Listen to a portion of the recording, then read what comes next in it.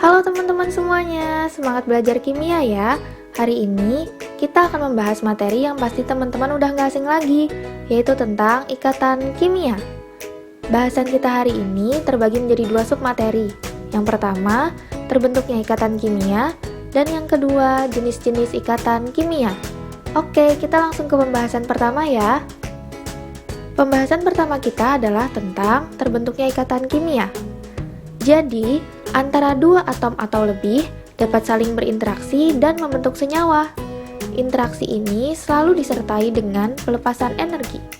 Sedangkan gaya-gaya yang menahan atom-atom dalam molekul merupakan suatu ikatan yang dinamakan ikatan kimia. Ikatan kimia terbentuk karena unsur-unsur ingin memiliki struktur elektron yang stabil. Stabil itu yang seperti apa ya? Struktur elektron stabil yang dimaksud yaitu struktur elektron gas mulia atau golongan 8A.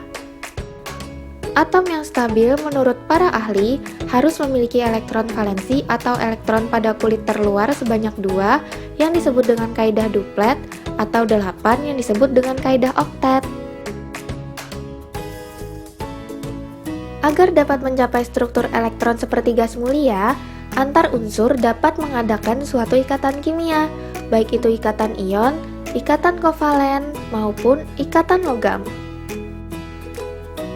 Jenis ikatan kimia yang pertama adalah ikatan elektrovalen.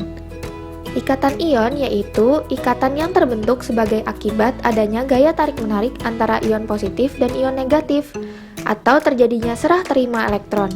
Atom-atom membentuk ikatan ion karena masing-masing atom ingin mencapai kestabilan seperti struktur elektron gas mulia.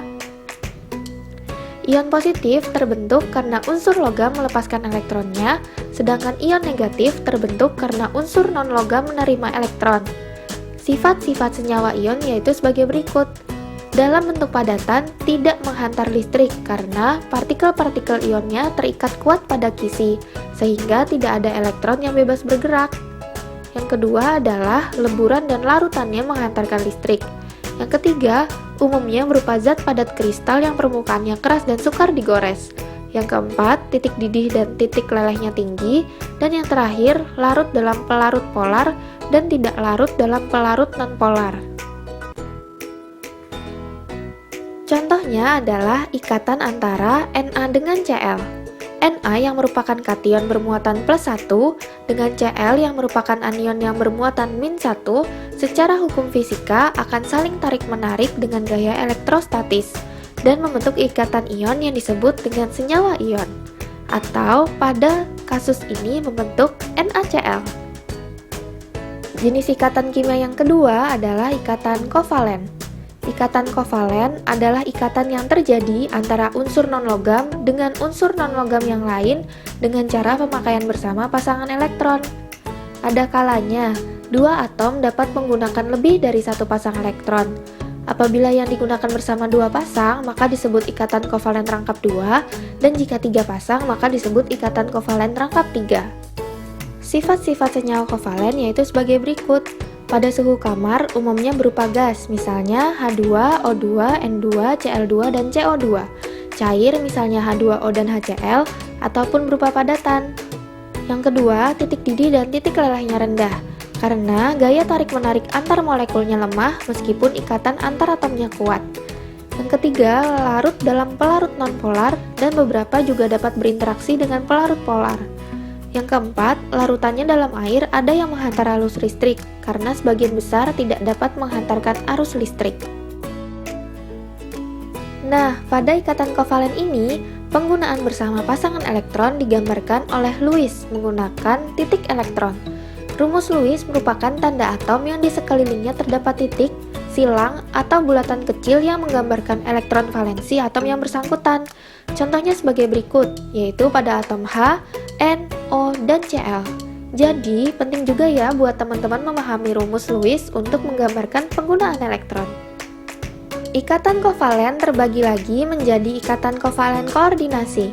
Ikatan kovalen koordinasi adalah ikatan kovalen yang terjadi karena pasangan elektron yang dipakai bersama berasal dari salah satu atom yang berikatan. Seperti pada ilustrasi berikut, di mana Tanda panah menyatakan sumber pasangan elektron yang dipakai bersama. Contoh lainnya yaitu pada senyawa SO3, di mana di sini terdapat ikatan kovalen koordinasi, yaitu penggunaan bersama pasangan elektron dari atom S oleh atom O. Dan di sini merupakan ikatan kovalen, yaitu pemakaian bersama pasangan elektron oleh atom S dan atom O. Di dalam ikatan kovalen juga terjadi yang disebut polarisasi ikatan kovalen. Perbedaan keelektronegatifan dua atom menimbulkan kepolaran senyawa. Adanya perbedaan keelektronegatifan tersebut menyebabkan pasangan elektron ikatan lebih tertarik ke salah satu unsur sehingga membentuk dipol. Adanya dipol inilah yang menyebabkan senyawa menjadi polar. Pada ikatan kovalen yang terdiri lebih dari dua unsur, kepolaran senyawa ditentukan oleh yang pertama, jumlah momen dipol. Momen dipol sama dengan 0, maka non-polar. Momen dipol tidak sama dengan 0, maka polar. Yang kedua, bentuk molekul. Simetris maka non-polar dan tidak simetris maka polar. Contohnya yaitu senyawa kovalen polar adalah HCl, HBr, HI, HF, H2O, dan NH3. Sedangkan senyawa kovalen non-polar contohnya ada H2, O2, Cl2, N2, CH4, C6H6, dan Bf3. Jenis ikatan kimia yang terakhir adalah ikatan logam. Ikatan logam terjadi akibat interaksi antara elektron valensi yang bebas bergerak dengan inti atau kation-kation logam yang menghasilkan gaya tarik. Susunannya yaitu, dalam bentuk padat, atom logam tersusun dalam susunan yang sangat rapat. Susunan logam terdiri atas ion-ion logam dalam lautan elektron. Dalam susunan seperti ini, elektron valensinya relatif bebas bergerak dan tidak terpaku pada salah satu inti atom. Logam mempunyai sifat-sifat antara lain pada suhu kamar umumnya padat, mengilap, menghantarkan panas dan listrik dengan baik, dan dapat ditempa juga dibentuk. Nah, cukup sekian teman-teman sedikit paparan mengenai ikatan kimia. Semoga bisa menambah pengetahuan teman semua ya. Semangat, terima kasih.